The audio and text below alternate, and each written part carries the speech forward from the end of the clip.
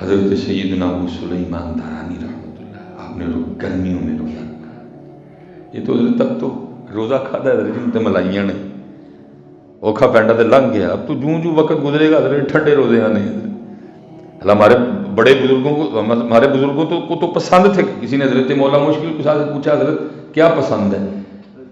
فرمایا گرمی کے روزے، سردی کی راتیں، کیونکہ گرمی کا روزہ لمبا ہوتا ہے، مزہ آتا ہے اپنے رب کے لیے زیادہ دیر بھوکا رہنے میں،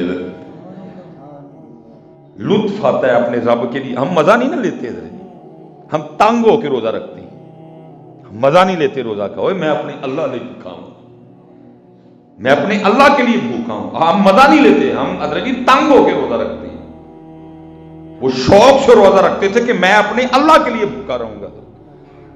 یہ نہیں کہ میرے پاس ہے کچھ نہیں، میرے پاس سارا کچھ ہے، پھر بھی میں اپنے اللہ کے لیے بھوکا رہوں گا، میں اپنے اللہ کے لیے بھوکا۔ اسی لیے تو کہا گیا جو روزہ دار کے منہ کی بدبو ہے اللہ کو کستوری سے بھی زیادہ پسند ہے۔ جو روزہ دار کے منہ کی بدبو ہے اللہ کو کستوری سے بھی زیادہ پسند ہے۔ کیوں؟ کیونکہ یہ بندہ صرف میرے لیے بھوک ہے۔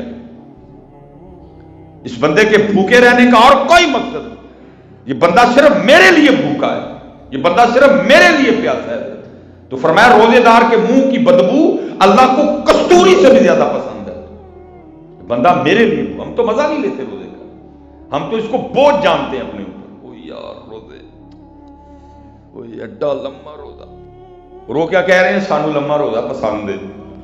میرے مولا فرما رہے ہیں مجھے لمبا روزہ، مجھے گرمی کے روزے پسند ہیں اور مجھے سردی کی راتیں پسند ہیں، کیونکہ گرمی کا روزہ لمبا ہوگا اور سردی کی رات عبادت کے لیے لمبی ہوگی۔